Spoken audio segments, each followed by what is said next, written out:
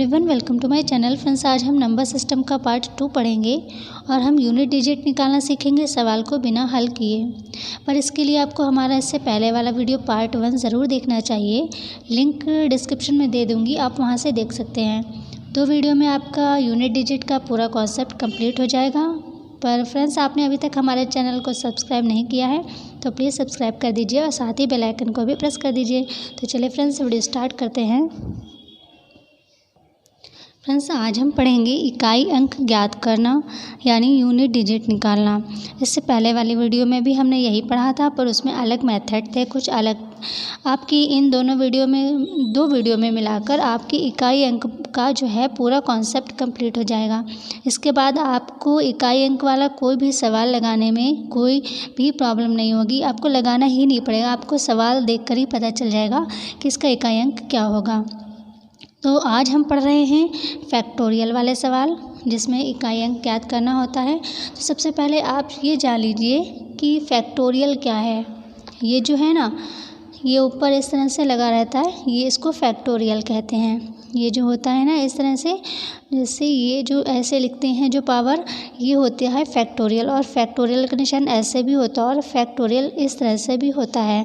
जैसे ये 4 है तो इसका फैक्टोरियल इस तरह से भी होता है और इस तरह से 4, ये भी फैक्टोरियल होता है।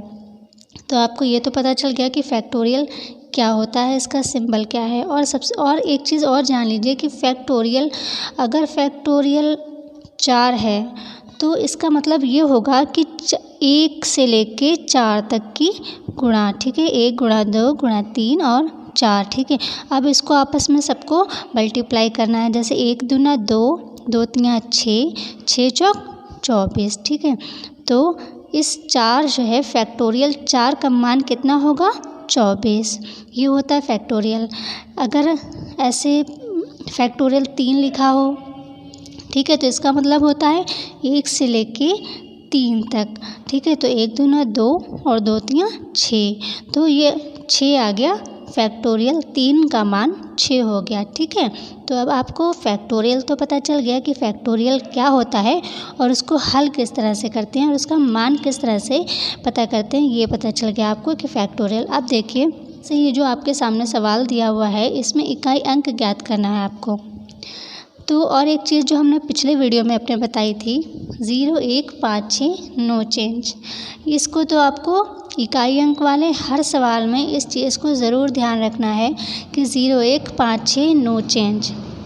ये चीज़ आपको बहुत हेल्प करेगी। 0 1 5 6 नो चेंज। दूसरी चीज़ क्या ये ध्यान रखना है आपको कि सवाल गुणा में है, भाग में है, प्लस में है, माइनस में, काहे में है। सिंबल को बहुत ध्यान रखना है आपको कि मान लीजिए आपने सवाल देखा, उसमें आपने शुरू में कोई सिंबल देख लिया और सवाल लगा, मान लीजिए शुरू में आपको जो है प्लस का सिंबल दे रखा और आगे फिर माइनस हो, तो आपको सिंबल भी बहुत ध्यान से देखना है, वरना इसकी वजह से भी आपकी गलती हो सकती है।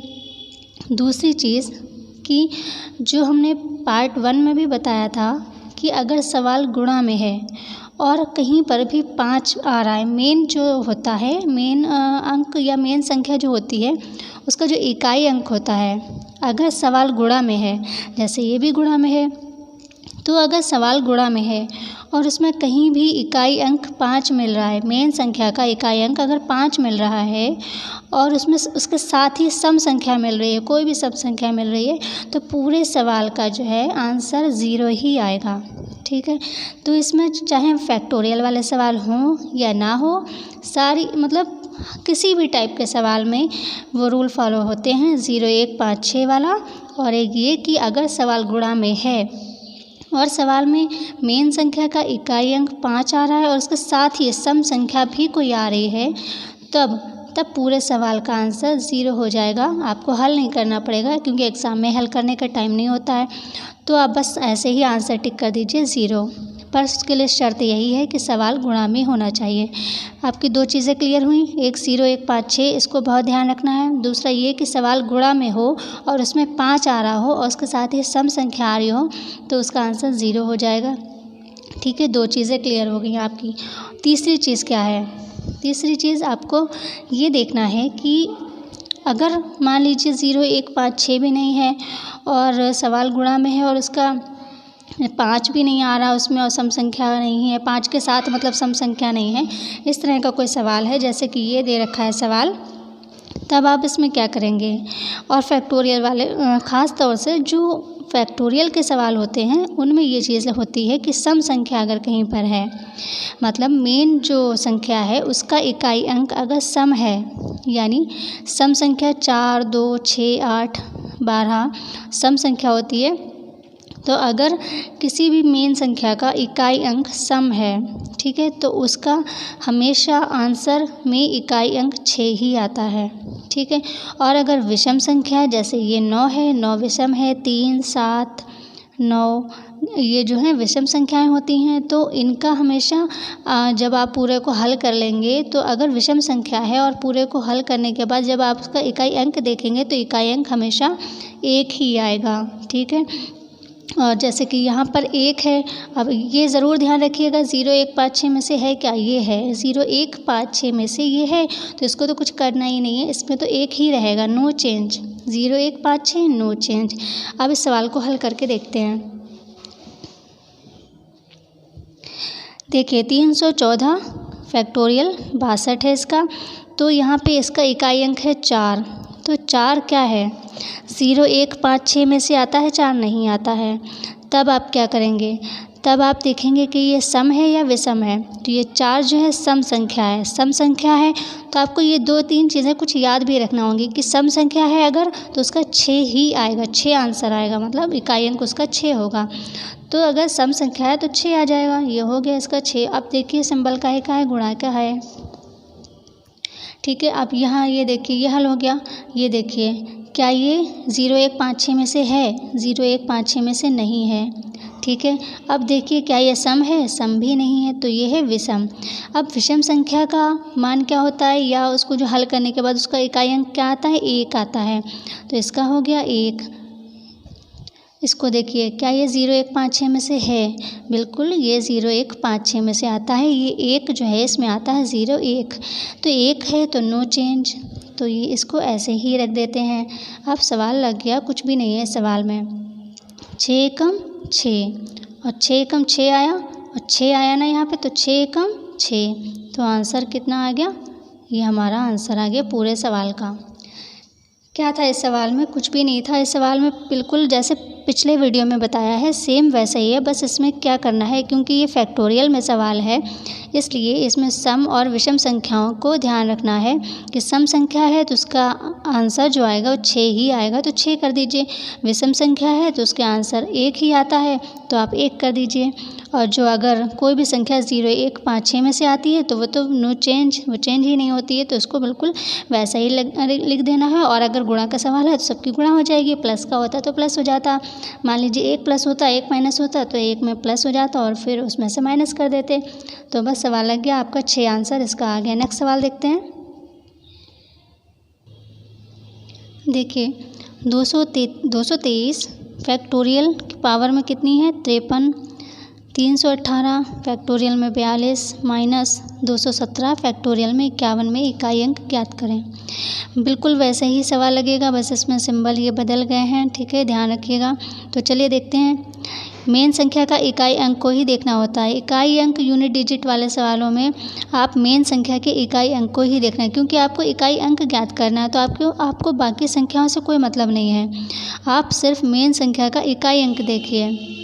तो अब ये है मेन संख्या और इसका इकाई अंक है ये 3 इसका इकाई अंक है, और क्या ये 0, 1, 5, 6 में से है, तो ये 0, 1, 5, 6 में से नहीं है, तब हम इसको ये देखना है कि ये सम है या विषम है, ठीक है। तो ये सम या विषम क्या है, ये विषम है, विषम 3 विषम होता है, तो विषम का मान कितना आता है, अभी मैंने बताया विषम का मान हमेशा 1 ही आता है।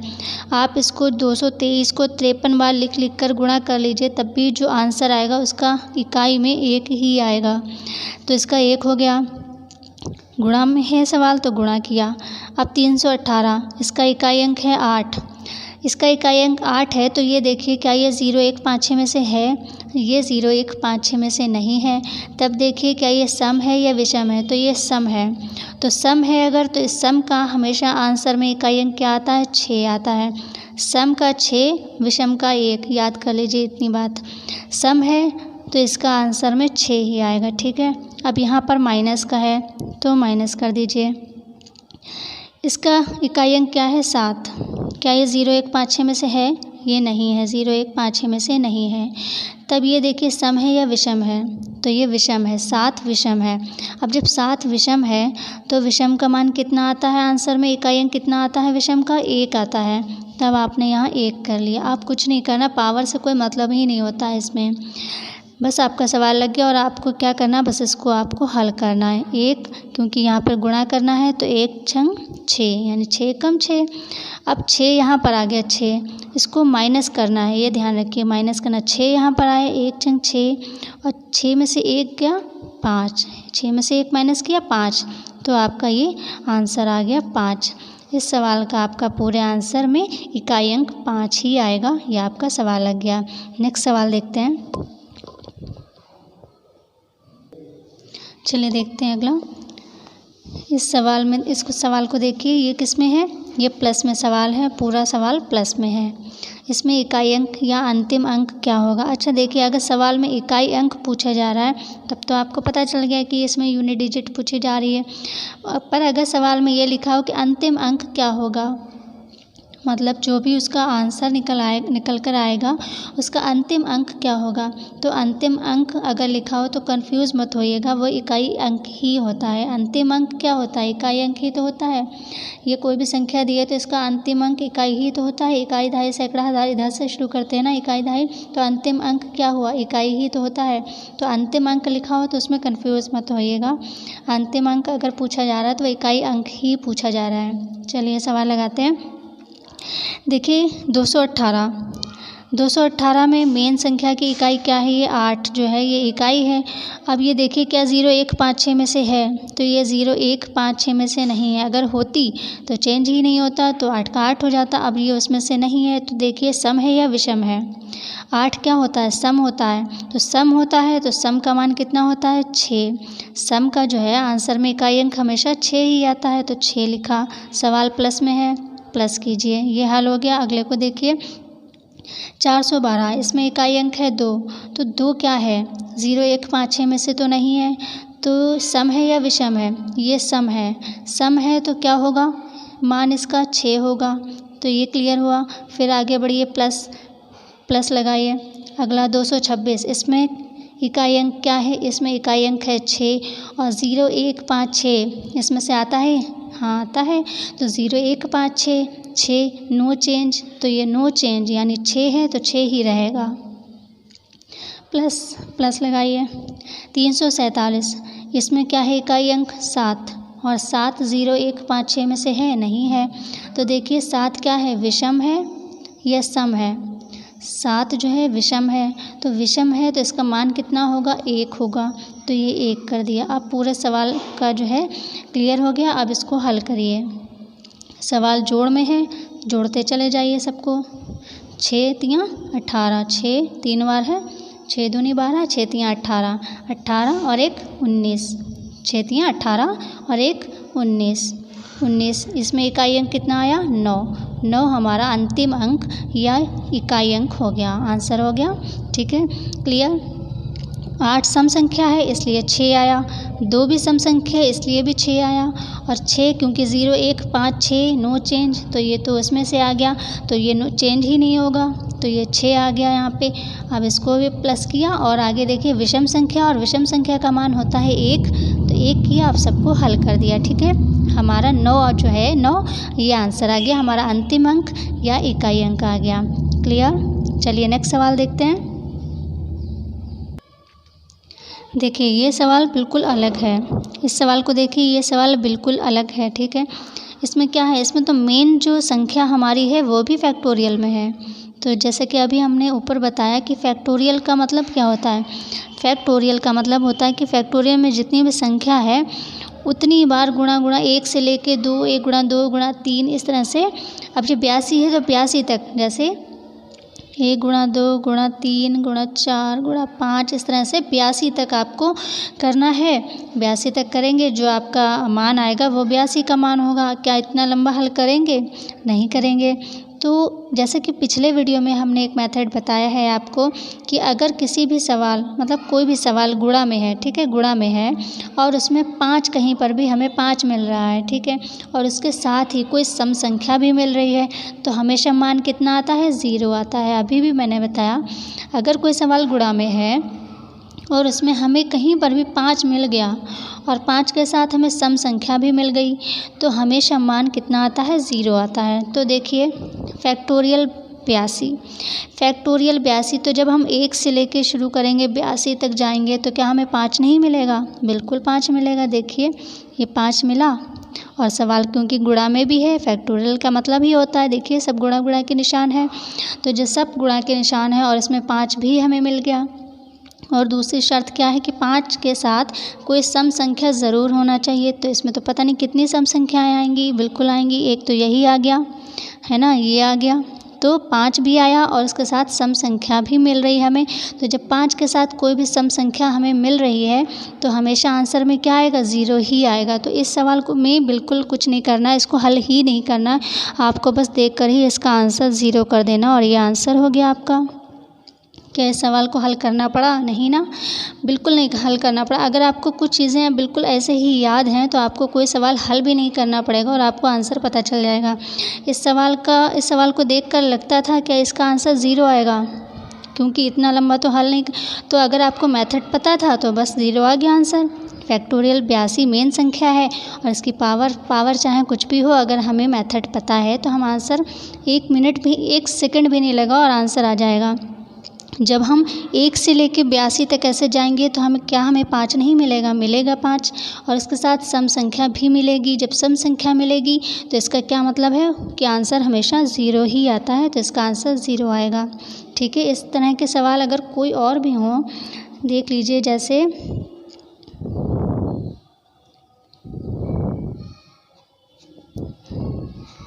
ये फैक्टोरियल में है, मान लीजिए फैक्टोरियल में कुछ भी इसके ऊपर पावर भी दे देंगे, फैक्टोरियल में है, ठीक है। तो 1 से लेके ऐसे जो है इस तरह से 53 तक जाएंगे तो जब हम ऐसे 53 तक जाएंगे तो क्या हमें 5 नहीं मिलेगा, बिल्कुल 5 मिलेगा हमें और उसके साथ हमें सम संख्या भी मिलेगी। तो जो सम संख्या मिलेगी और 5 भी मिलेगा तो क्या आएगा, आंसर 0 ही आएगा। फ्रेंड्स हमारे मोहल्ले में बहुत शोर होता है तो प्लीज़ इग्नोर कीजिएगा। आई होप आवाज़ समझ में आ रही हो। तो जब हमें 5 मिलेगा तो और सम संख्या भी मिल रही है तो मान हमेशा 0 ही आएगा, तो इसका मान भी 0 ही आएगा। तो इस तरह का अगर कोई भी सवाल है आपका मेन संख्या अगर फैक्टोरियल में है तो आपका हमेशा 0 ही आएगा। ठीक है, नेक्स्ट सवाल देखते हैं। चलिए देखते हैं नेक्स्ट। सभी विषम अभाज्य संख्या के गुणनफल में इकाई अंक क्या होगा। क्योंकि इस सवाल को भी बहुत जो है धीरे धीरे आराम से पढ़ना चाहिए तो हमें सब समझ में आ जाता है। देखिए, सभी विषम अभाज्य संख्या के गुणनफल में इकाई अंक क्या होगा। विषम अभाज्य संख्या, तो सबसे छोटी अभाज्य संख्या क्या होती है, सबसे छोटी अभाज्य संख्या होती है 2, क्योंकि 2 सम है और विषम नहीं है। क्योंकि अभाज्य संख्या जितनी भी हैं सभी अभाज्य संख्या विषम होती हैं, केवल 2 को छोड़कर। केवल 2 ही ऐसा है जो कि सम होता है और अभाज्य होता है, बाकी सभी अभाज्य संख्याएं विषम ही होती हैं। केवल 2 ही ऐसा है जो विषम नहीं होता, सम होता है। ठीक है, अब क्योंकि यहाँ पे पूछा जा रहा है सभी विषम अभाज्य संख्या के गुणनफल में इकाई अंक क्या होगा, तो विषम पूछा जा रहा है यानी कि इसमें 2 को हम इंक्लूड नहीं करेंगे, तो 2 को हम हटा देंगे क्योंकि 2 है तो अभाज्य लेकिन वो सम है। क्योंकि यहाँ पर पूछा जा रहा है विषम अभाज्य संख्या के गुणनफल में इकाई अंक क्या होगा, सभी विषम अभाज्य संख्या की बात हो रही है, सभी में तो बहुत आ गई। तो सभी विषम अभाज्य संख्या के गुणनफल में इकाई अंक क्या होगा, तो आप कैसे पता करेंगे। तो ऐसा अगर सवाल है तो देखिए 2 को हम हटा देंगे तो 2 के बाद क्या आया, 3 आया विषम। ठीक है, 3 के बाद क्या आया, 5 आया, 5 के बाद क्या आया, 7 आया, 9 आया, इस तरह से 11, 13 इस तरह से विषम संख्या आती रहती हैं। तो हमेशा इनका मान 5 ही होता है, ये ध्यान रखिए आप। याद रखिए कि अगर किसी भी विषम संख्याओं का गुणनफल में इकाई अंक पूछ रहे हैं तो हमेशा आंसर 5 ही आता है, बस उसमें 2 को इंक्लूड नहीं करना हो तो। अगर यहाँ पर विषम ना लिखा होता, यहाँ पर ये लिखा होता सभी अभाज्य संख्याओं के गुणनफल में इकाई अंक क्या होगा, तब तो 2 भी शामिल हो जाता। क्योंकि इसमें नहीं है, सभी अभाज्य नहीं लिखा है, क्योंकि इसमें विषम का लिख दिया है कि विषम ही अभाज्य संख्या के गुणनफल का पूछा जा रहा है। तो विषम अभाज्य संख्याएं 2 को नहीं करना है, क्योंकि 2 सम होता। अब 3 से स्टार्ट करेंगे हम, तो जब 3 से करेंगे तो हमेशा इसका जो गुणनफल है उसमें इकाई अंक हमेशा 5 आएगा। कैसे आएगा आप देख भी लीजिए। वैसे तो ये याद रखने वाली बात है कि सभी विषम अभाज्य संख्याओं के गुणनफल में इकाई अंक हमेशा 5 ही आता है। कैसे आएगा ये भी देख लीजिए। देखिए 2 को नहीं करेंगे क्योंकि 2 सम है, तो 3 से स्टार्ट कर दो, आगे तक सभी विषम संख्याएं लिख दीजिए। तो चाहे जितनी लिखिए हमेशा 5 ही आएगा। देखिए 3 पंजे 15 आया, 5 आया इकाई अंक, फिर इसको 5 सत्ते 35, फिर 5 आया, 5 नेमा 45, फिर 5 आया। अब इसके आगे अगर हम 11 भी कर दें, फिर अगर हम 5 को करेंगे तो 55 आएगा। तो हमेशा 5 ही आता रहेगा। चाहे आप जितनी भी विषम संख्याएं लिख लीजिए, हमेशा आंसर में इकाई अंक जो है वो हमेशा 5 ही आता रहेगा। सभी विषम अभाज्य संख्याओं के गुणनफल में इकाई अंक हमेशा 5 ही आएगा। ठीक है, नेक्स्ट सवाल देखते हैं। सभी अभाज्य संख्या के गुणनफल में इकाई अंक क्या होगा। सभी अभाज्य, देखिए यहाँ पे विषम अभाज्य पूछा था, यहाँ पे सभी अभाज्य, तो सभी अभाज्य में तो 2 भी आ गया, क्योंकि 2 जो है अभाज्य संख्या होती है, तो 2 भी आ गया। तो अब 2 आया। अब उसके बाद जितनी भी अभाज्य संख्याएं हैं सबको लिख लीजिए। लिखना नहीं है, मतलब मैं समझा रही हूँ आपको, लिखना नहीं है। तो 2 भी इसमें आ गया, क्योंकि सभी अभाज्य संख्या पूछा जा रहा है, तो अभाज्य संख्या में 2 भी आ गया। यहाँ पे सम या विषम नहीं कहा जा रहा है, क्योंकि अभाज्य संख्याएं विषम ही होती हैं। और यहाँ पे सभी लिख दिया है, तो 2 भी आ जाएगा इसमें। और 2, 3, 5, 9, 11 इस तरह से सभी विषम संख्या लिख देंगे। एक चीज़ देखिए, क्या यहाँ पे 5 मिल रहा है, 5 मिल रहा है, क्योंकि 5 भी मिलेगा और इसके साथ सम संख्या भी मिल रही है। क्योंकि सभी अभाज्य पूछा जा रहा है, तो 2 भी अभाज्य संख्या होती है। तो अगर सवाल गुणा में है और 5 मिल रहा है, उसके साथ सम संख्या मिल रही है, तो हमेशा आंसर कितना आता है, 0 आता है। ये चीज़ आपको हमेशा 2-3 चीज़ें आपको रट के रखनी है। बिल्कुल हर सवाल में उसको देख लेना है, चेक करके क्या ये सवाल इसमें तो नहीं आ रहा। अगर आ रहा है तो आपको सवाल नहीं हल करना पड़ेगा। सभी अभाज्य संख्या के गुणनफल में इकाई अंक हमेशा 0 आएगा, क्योंकि सभी में 2 भी आ जाएगा और फिर 5 भी आएगा। तो जब 5 के साथ अगर सम संख्या कोई भी आ जाती है तो हमेशा आंसर 0 आता है। तो ये आज का जो कॉन्सेप्ट, आई होप कि आपको बहुत समझ में अच्छे से आ गया होगा। आपका पिछले वीडियो और इस वीडियो में मिला करके पूरा यूनिट डिजिट का कॉन्सेप्ट कंप्लीट हो गया है। अब आपको यूनिट डिजिट के लिए कुछ भी अलग से नहीं पढ़ना पड़ेगा। इन्हीं में से आपका हर तरह का, किसी भी तरह का आप इकाई अंक ज्ञात कर लेंगे इन दोनों वीडियो को देख कर ही। आई होप आपको वीडियो अच्छा लगा लाइक ज़रूर कर दीजिएगा। मिलते हैं अगले वीडियो में, तब तक के लिए take care and bye bye.